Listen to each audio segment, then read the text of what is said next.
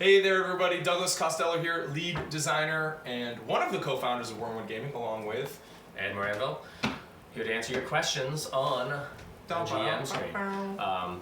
It's been a great campaign so far. Yes, thank you. Amazing. Thank you very much. Yes. Blew away all our expectations. So blessed. And there's a lot of questions. We've been a little behind because we were way away on the road at PAX South, yes, as many of you saw in the last update. But we're back now, and we are here to catch up and answer every question and sneak peek a bunch of new components that some of our designers have been working on while we were on the road. So let's jump right in. Behind the camera is Bobby Downey, and he will be reading the questions to us. So fire away, Bobby. All right, are you guys hearing that? All right, so these first questions are coming from multiple people, and a lot of people are interested in different woods for the Game Master screen. Yes, we're going to be unlocking a lot of woods during this campaign because we're going to move our stretch goals from Facebook likes to dollars raised, and we're going to be introducing more wood stretch goals to unlock. Each of these stretch goals, as they're unlocked, we will show you a sample of products that we've made in those materials. So let's say white oak gets unlocked. We'll show you our white oak magnetic dice tower, our white oak personal tray, white oak dice vaults. And during the campaign, we're going to continue to focus on developing new components.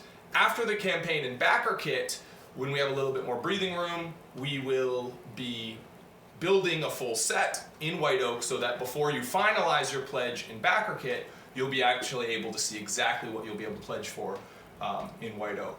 So that's the plan.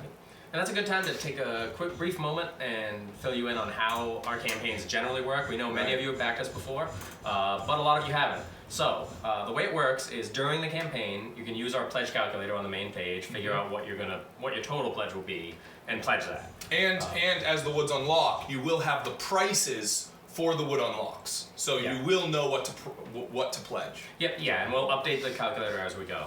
Yeah. But once the campaign ends, that's when things become final, and we're going to have a pledge manager that spells things out really clearly that you go through and say, okay, this is exactly what I want, and that's where you let us know. Yeah, and you can change things in the pledge manager. Yeah. So your decisions, even though you've picked a dollar amount, if you get to the end and let's say, you decided to back for a black walnut set, then you get to the pledge manager and think, oh man, that rosewood's really nice. You can still upgrade there. Your decisions aren't final until you lock them in there.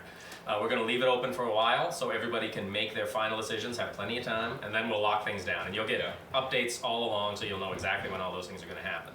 Yeah. So wood unlocks will be coming. They will be coming, and so look forward to that. So next question. All right. We have a lot of people interested in different types of metals for the initiative tracker tokens. I think that's very doable. Yeah, it should be. I don't think that's an issue at all. Yeah, all we have to do is check into the sourcing, make sure we can source enough for everything. But yeah, because some people had a really great idea where okay, I want my player tokens to be silver and I want my monster tokens to be brass or something. That is a good idea. That's a really great. I hadn't even thought of that. So we'll definitely have multiple metal options available for you. Also, different sizes for the initiative tracker. I think this is something that's totally doable. Totally doable. We can have some different sizings. That's it. Very easy. Yes, the answer is yes. Keeping the same initiative tracker theme, the wooden custom engraved tokens. Yeah. I feel like we're gonna do that. We certainly can. We can do this. Yeah, we can look into it on a request basis. It's tough to offer inside the campaign by default, but if if it's something that's really important to you, let us know, and we'll work with you. I mean, the challenge when you get we've done them before, where instead of being metal, it's cut out of wood, and that wood then we engrave. And what's cool is you can put a specific character name or character art. What's less cool is then what happens if the character dies or it's a new campaign? You'll have to contact us and get new tokens, which is great. It's something we have the capability to do, so contact us if you're interested in it. And whether or not it's available in the general campaign, we shall see. Yeah, it's something we have to work out, but for now we'll do it on a case by case. Just let us know you want it, and we'll get back to you with pricing. If there's overwhelming demand, it will become part of the campaign. Yeah, you know what I'm saying? Like if all of a sudden there's just waves of emails about it, then we'll definitely get it in the campaign. All right. Moving on. Yes, sir. peeking through the screens. Is it an issue? I can. I can see. It sounds like a book. From our extensive tests, the only way that peeking through the screen is an issue is if literally they're this close to the screen, which I'm hoping you'll be able to catch them if they're leaning across the table and they're like this far away from the screen. Like if you're down the table, like it's really. Yeah, I mean, it's really not an issue. No. Yeah, I mean, the reality, we know players are sneaky. We know. Sneaky but players. It's hard to be subtle and Yeah. I don't see it being a real issue in practice. It's the gaps look like they're big, but really you can't tell much through there. And depending on plus your angle and how you've got things set up back here, I don't think there's a lot. It really if that is your concern, I don't think it should be a concern. Like when you actually see it in real life, they literally would have to be like there, and then you can hit them with a monster manual. There's no way. There's no way. You guys are being generous. There's no way. Yeah, no. I could see a fraction of your hand. That said, if you've got a real serious concern about it, like there's a scenario that just ask us and we can test for it. Or we could design something custom in the custom shop. But I don't anticipate us putting this in a solution for that problem in the general Kickstarter. Yeah, so in short, we don't think you'll need it, but if you're really concerned and it's a serious concern to you, we respect that. Reach out. We will talk. Telescopic vision. Yeah, we'll figure it out. All right. Okay. A transportation solution. Yes. It is a big one. This is a big one. It is on our radar. We are working on it. We will have a solution for it. Maybe not in the campaign, but during that backer kit phase, that's where I'm predicting we'll have a solution for that. Yeah, it's difficult because things like, a canvas case or some kind of, it's not something we can do ourselves, so we're really wary. We don't want to start going, oh sure, we'll get that, and then 6-month delays because of this thing. Yes. That's not something we find acceptable. And it's difficult because some people are going to have 4 panels and a tower, and then someone else is going to have 2 panels and some initiative trackers. Like, it's going to be very difficult finding that modular storage solution. But it's on our radar, we are working on it, and we are confident we will be able to get a solution during the backer kit phase. Yeah, definitely. Yeah, we're committed to solving that problem. It's something we've known about since the entire development process. Really. Yeah, so no, it's necessary. It's going to happen. Will happen. It will happen. Yeah. It will happen. Cool. All right, now we're going to individual questions. John asks the weight. He wants to know how much it weighs. We can. Oh yeah, that's a good question. Yeah. We should. You know how you put the dimensions on the Kickstarter page? Yeah, we can do that. Let's throw the weights in there. Yeah, we did weigh everything. We did some shipping tests. We will have that on the page shortly. So it's also going to depend on the species of wood, correct? It's true. We'll put with the heaviest woods. Yeah. We'll put like rosewood. Yeah, we really use rosewood heavy, in our shipping tests just because it's the heaviest up there right now. So yeah. So yeah, cool. Exactly. All right, Matt wants to see normal cards in the initiative tracker. Right. Oh yeah. He wanted to see how like a normal playing card works. Yeah. Yeah. Do we have any normal playing cards here? Business cards. Yeah. That work fine too. Here. Give me the questions, Bobby, and I'll ask the next question while you dig Yeah, this we up. should. We can. We're doing it live. All right. So. Kickbacker and Green Monster want side-by-side comparisons of Magnetic Dice Tower to Two-Way Tower. All right, we will do that as well. Oh, look at this. There's a normal card. So here's a normal card. It's going to angle back a little bit more. So that's what it looks like. Our brass cards are a little bit more like this, I'd say. Not a deal breaker by it's any something means. you could totally do if you were so inclined. Yeah. I think it would be perfectly readable across the table. Do we have a Magnetic Dice Tower in here? That's the next question. Gentleman wants to come here. Oh. No. I'll run down and get one. Here, ask Ed a question. I'll be right back. Oh wait, is there one on the table right there? I'll go check. Right under the clamps. So yeah, Bobby, just keep it going. Yeah, taking your place. Okay. Yeah, go ahead. So with Ed, that's fine. Sure. Yeah, we can. Okay. You and I. You and I. Yeah. Okay. The dream team. Green Monster. Okay, wants a side-by-side. Okay. Yeah, no, but we're... Raven wants to know how long Backer Kick will be open and if he will be able to get extra add-ons. Absolutely on the extra add-ons, yes. That's always a part of the Pledge Manager system. As for how long it'll be open, we haven't got a hard date yet. I would say at least a month or so. Certainly 2 weeks to 2 months is a wide range. We're going to nail that down before the end of the campaign, and it'll be in at least one update and probably multiple saying these are the dates it'll be open, here's the lockdown. So we will let you know as soon as we know. We just have to finalize that. But a good length of time, at least a couple weeks, probably a month or more. Cool. And Nicholas wants to know about the ability to handle heavy metal dice. Okay, this is a fun one. People were asking this before we went to PAX South, so I made a mental note to go actually pick up some metal dice, which, believe it or not, we didn't have around here.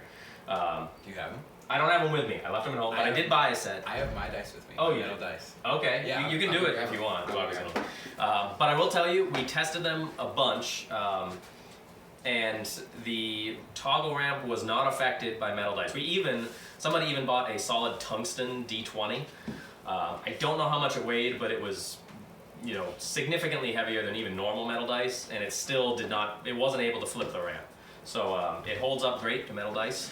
That's an excellent question. We've been getting a lot, so I'm happy to lay that one to rest. And here's Bobby actually with a live test here. What is this? Oh, metal dice? Yeah, the metal dice question. Yeah. Ed didn't bring his, luckily. No, so I am so prepared. Yeah. I mean, why would you leave These are your my house? new metal caged Sith dice. Yeah. And I got, and as you can see, nothing toggles. Yeah, we did a test with really heavy metal dice. Yeah, these ones, as far as I can tell, it took that tungsten D20, and I don't think there's anything you're going to be throwing at it heavier than that. Cool. So yeah, it holds up great. Metal dice. All right, so someone had a question about the magnetic dice tower, so I'm going to actually set up a magnetic dice tower right now. If you guys have never seen a magnetic dice tower before, you guys are in for a treat. Of course, this is our I don't want to call it standard because it's unusual, but our normal dice tower. It's on our site. It was also launched right here on Kickstarter, which I suspect this backer. What's the question? Kickbacker and Green Monster both did. So they probably got it there. Yeah. So yeah, it assembles completely magnetically. It's very attractive, very nice. But let's look at the side by side. There we go. There's its big brother. Yeah. That really is. So yeah, the two-way tower is significantly larger. Mm-hmm. The actual capacity, if you want to look at the openings are actually quite similar. So in terms of capacity, you can roll pretty much the same number of dice. The two-way tower has an additional baffle inside. The magnetic dice tower has 2. This guy has 3. But yeah, there's your side-by-side comparison if you just want to get a sense for the scale. So yeah, good question. And it's worth noting too that the design of the two-way tower was informed by the magnetic dice tower design, because there were a lot of things that we feel we got pretty right with that. This is a great tower. The ability to handle a lot of dice, as Doug mentioned, and then also it doesn't jam up. There's no place for the dice to get stuck. A lot of dice towers, there's little nooks and crannies that dice end up getting lost in. That doesn't happen with ours. We're really proud. If you do have a magnetic dice tower, you can simply just simply put it next to the screen. It works with the screen. Like, you can just build the screen and then literally put it next to the screen.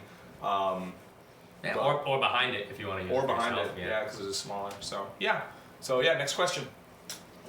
And Deacon Dragon wants to know about having the mini trays optional for the chest of holding. Yes, this is something we're going to be doing. A lot of people love the chest of holding. They're concerned about the price point. It is, there's a lot of labor that goes into it. So some people have been asking, okay, can I get the chest of holding without the mini dice trays / drawers? And the answer will be yes. We are going to open that up as an option. And of course, the trays were already going to be an add-on available if you wanted extra ones, so now... Yeah, I think that's totally doable. And we're also developing, and we're going to show this in the next video, new components that will have similar functionality to the chest of holding, but perhaps at different price points. Sort of just different ways to to approach the problem. Timo wants to know about shipping to Europe. Yeah. He specifically, I think Timo wanted to know if we could work with someone in Europe to sort of try to bring down the European price point. Yes, we've had this before. It's really difficult for projects like ours to do that. It works best in campaigns where, say, a normal board game campaign, everybody's getting essentially the same thing, or, they're getting this package with this extra pre-bag thing tossed in. It's easy for a facility to pack that. Stuff like ours is really hard because every order is completely different. It's all handmade stuff that's not, pre-configured and doesn't come off the line in China in some box that's uniform. So those distribution companies kind of don't know how to handle our sort of items. We will continue to look into it. I mean, believe us, we would love to bring the European shipping costs down. Yeah, absolutely. We know it's brutal, but the reality is there's a lot of heavy handcrafted stuff, and it takes a lot to get it there, unfortunately. So we hear you loud and clear, and we're working on it. Yeah, we will do everything we can, certainly. All right. Chris wants to know about binder clip add-ons. Yes, in development. I think it would be really cool if you could install something into here that had a clip, like a binder clip in some way, so that you could have like multiple sheets of paper. It's in development. So thank you for the idea.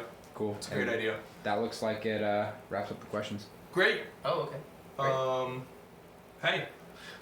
I don't know. Go real quick, there was also, please do. I know we had gotten a question from a couple of you, the magnetic thing. Do you remember that? Right.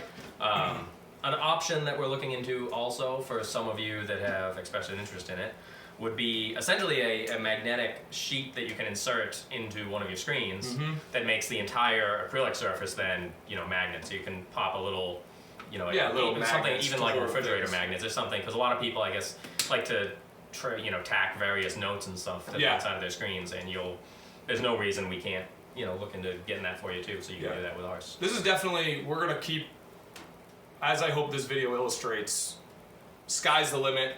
We're gonna keep innovating. We're gonna keep you in the loop. If you have fun ideas, throw it in the comments section, and we will.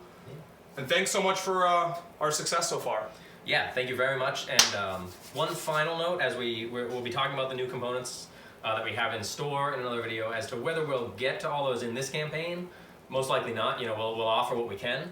Yeah. But it's really important to us that we meet our goals and meet our deadlines for you guys. We do not want to, we could easily say, okay, we'll order all the, open up everything, but then things will get delayed. It'll be ugly. We're not going to do that. This is phase one. We'll let you know what's coming, what's possible, thanks to you. And we'll just keep making it better. So all right. Thanks a lot. Thank you.